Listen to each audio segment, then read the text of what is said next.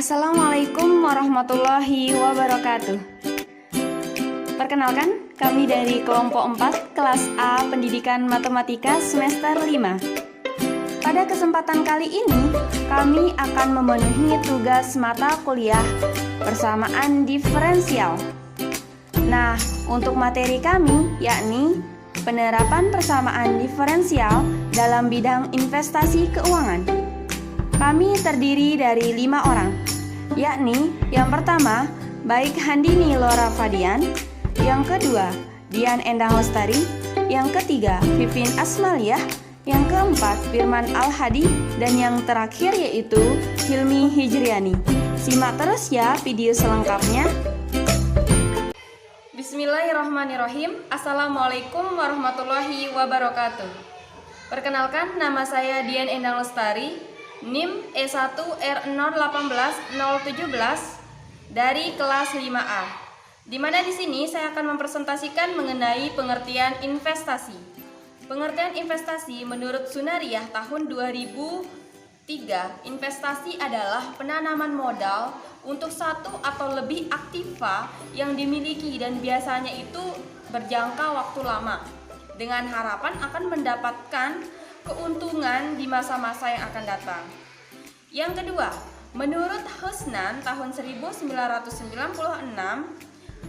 menyatakan bahwa proyek investasi merupakan suatu rencana untuk menginvestasikan sumber-sumber daya, baik proyek raksasa maupun proyek-proyek kecil gitu. Yang di sini itu untuk memperoleh manfaat pada masa yang akan datang. Selanjutnya, kita akan membahas mengenai alasan melakukan investasi. Di mana di sini alasan kita untuk melakukan investasi itu adalah yang pertama, produktivitas seseorang yang terus mengalami penurunan. Jadinya kalau kita sudah melakukan investasi, otomatis produktivitas kita itu bisa meningkat seperti itu. Yang kedua, tidak menentunya lingkungan perekonomian sehingga memungkinkan suatu saat penghasilan jauh lebih kecil dari pengeluaran. Yang ketiga, yaitu kebutuhan-kebutuhan yang cenderung mengalami peningkatan. Makanya itu kita perlu melakukan investasi. Sekian dari saya, kurang lebihnya mohon dimaafkan. Wassalamualaikum warahmatullahi wabarakatuh. Assalamualaikum warahmatullahi wabarakatuh. Nama saya Hilmi Hijriani, NIM E1R018029. Di sini saya akan melanjutkan presentasi anggota kelompok saya sebelumnya yang akan membahas mengenai jenis-jenis investasi. Menurut Senduk 2004, produk-produk investasi yang ada di pasaran antara lain yang pertama, tabungan di bank. Dengan menyimpan uang tabungan, maka akan mendapatkan suku bunga tertentu yang besarnya mengikuti kebijakan bank yang bersangkutan. Produk tabungan biasanya memperbolehkan kita mengambil uang kapanpun sesuai yang kita inginkan. Yang kedua, di sini deposito bank. Produk deposito hampir sama dengan produk tabungan. Bedanya, deposito tidak dapat mengambil uang kapanpun yang diinginkan, kecuali uang tersebut sudah menginap di bank selama jangka waktu yang sudah ditentukan. Selama deposito belum jatuh tempo, uang tersebut tidak terpengaruh pada naik turunnya suku bunga. Yang ketiga, saham. Saham adalah kepemilikan atas sebuah perusahaan. Dengan membeli saham, berarti membeli sebagian perusahaan tersebut. Apabila perusahaan mendapatkan keuntungan, maka pemegang saham biasanya mendapatkan sebagian keuntungan. Saham juga bisa dijual ke pihak lain. Yang keempat, di sini properti.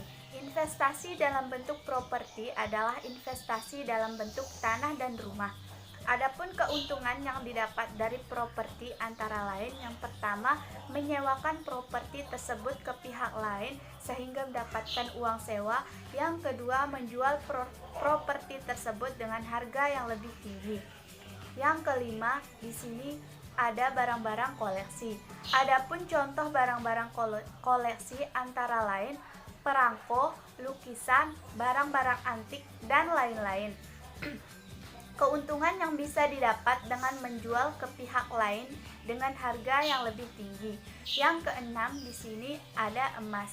Harga emas akan mengikuti kenaikan nilai mata uang. Semakin tinggi nilai mata uang asing, semakin tinggi pula harga emas. Selain itu, harga emas biasanya berbanding searah dengan inflasi. Yang ketujuh, di sini ada mata uang asing. Investasi mata uang asing lebih beresiko dibandingkan saham karena mata uang asing di Indonesia menganut sistem mengembang bebas. Artinya yaitu tergantung pada permintaan dan penawaran di pasar. Yang terakhir di sini ada obligasi. Obligasi adalah surat utang yang diterbitkan oleh pemerintah maupun perusahaan, baik untuk menambah modal perusahaan ataupun membiayai suatu proyek pemerintah. Karena sifatnya yang hampir sama dengan deposito, suku bunga obligasi biasanya sedikit lebih tinggi dibandingkan suku bunga deposito.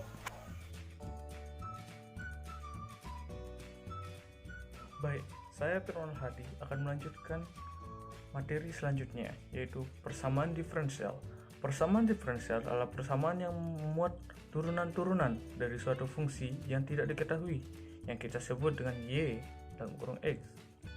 Contoh kasus di mana populasi tumbuh dengan laju Y aksen sama dengan DY per DX, yang mana X di sini adalah variabel dari waktu, sama dengan besaran populasi pada saat itu, yaitu Y dalam kurung X. Yang ditanyakan adalah model populasi dari pertanyaan di atas. Jawabannya adalah Y sama dengan Y aksen sama dengan Y, yang merupakan suatu persamaan diferensial. Yang mana kita pelajari dalam kalkulus, kita mengenal bahwa fungsi Y sama dengan E pangkat X, atau lebih umumnya Y sama dengan C E pangkat X, mempunyai sifat bahwa Y aksen sama dengan Y.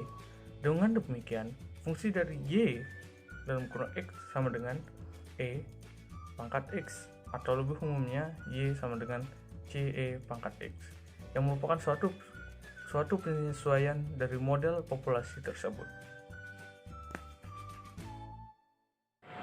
Bismillahirrahmanirrahim. Assalamualaikum warahmatullahi wabarakatuh. Saya Baik Handini Lorapadian akan melanjutkan presentasi dari presentator sebelumnya. Yaitu di sini saya akan menjelaskan tentang penerapan persamaan diferensial terhadap investasi. Di sana teman-teman bisa lihat terdapat gambar kurva investasi. Jadi, berdasarkan ilustrasi gambar di atas, yaitu menjelaskan bahwa kurva investasi selalu sejajar dengan sumbu horizontal, karena investasi merupakan variabel eksogen, dan investasi selalu bernilai positif. Variabel eksogen atau pengeluaran pemerintah itu sendiri merupakan variabel ekonomi, seperti pertumbuhan ekonomi, nilai tukar mata uang, dan suku bunga yang tidak mempengaruhi keputusan pengeluaran. Pada kurva tersebut, itu di sana terdapat dua titik, yaitu titik Y dan titik I, di mana titik Y itu sendiri merupakan pendapatan dan titik I merupakan bunga. Berdasarkan teori ekonomi, investasi berarti pembelian dan berarti juga produksi dari kapital atau modal barang-barang yang tidak dikonsumsi tetapi digunakan untuk produksi yang akan datang atau barang produksi. Contohnya yaitu termasuk pembangunan rel kereta api atau suatu pabrik, pembukaan lahan atau sekolah di universitas.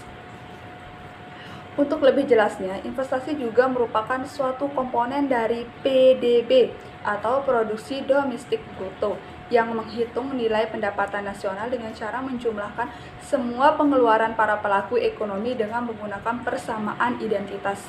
Jadi persamaan identitas yang digunakan yaitu Y sama dengan G kali N kali P sama dengan C plus I plus G plus X min M.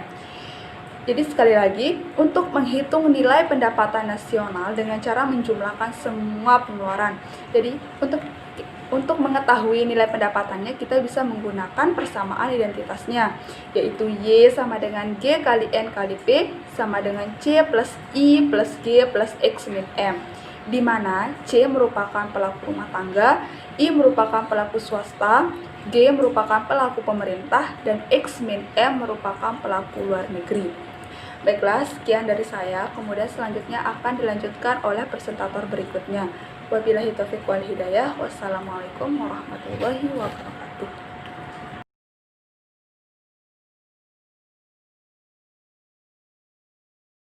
Assalamualaikum warahmatullahi warahmatullahi wabarakatuh. Saya Vivin Asmaliah dengan NIM E1R018025. Di sini saya akan menjelaskan mengenai fungsi investasi. Fungsi investasi pada aspek tersebut dibagi menjadi investasi non-residensial dan investasi residensial. Investasi non-residensial meliputi pabrik, mesin, dan lain-lain. Sedangkan investasi residensial meliputi rumah baru. Investasi adalah suatu fungsi pendapatan dan tingkat bunga dilihat dari kaitannya I sama dengan Y, I. Walaupun jika suatu perusahaan lain memilih untuk menggunakan dananya sendiri untuk investasi, tingkat bunga menunjukkan suatu biaya kesempatan dari investasi dana tersebut daripada meminjamkan untuk mendapatkan bunga. Selanjutnya, terdapat contoh soal mengenai penerapan persamaan diferensial terhadap investasi keuangan. Uang sejumlah 5 juta diinvestasikan dengan bunga 8% tiap tahun bertambah secara kontinu. Pertanyaannya, berapakah jumlah uang itu sesudah 25 tahun? Berikut jawaban atau penyelesaian dari soal tersebut. Ambil YT sebagai jumlah uang atau modal tambah bunga pada saat T. T di sini dimaksudkan yaitu waktu. Maka laju pertambahan perubahan jumlah uang pada saat T diberikan oleh DY per DT sama dengan 8/100 kali T. Jelaslah bahwa persamaan tersebut adalah persamaan diferensial terpisah. Sehingga YT sama dengan Y0, E pangkat 8/100 kali T. Karena Y0 sama dengan modal awal, maka Y0 sama dengan 5 juta. Diperoleh Y 25 sama dengan 5 juta, E pangkat 8/100 kali 25. Diperoleh hasil yaitu 36.945.280,49 rupiah. Sekian penjelasan dari saya. Wassalamualaikum warahmatullahi wabarakatuh. Nah, itu ya presentasi dari kelompok 4. Mungkin sampai di sini presentasi kami, kurang lebihnya mohon dimaafkan. Jangan lupa like, comment, and subscribe ya. Wassalamualaikum warahmatullahi wabarakatuh.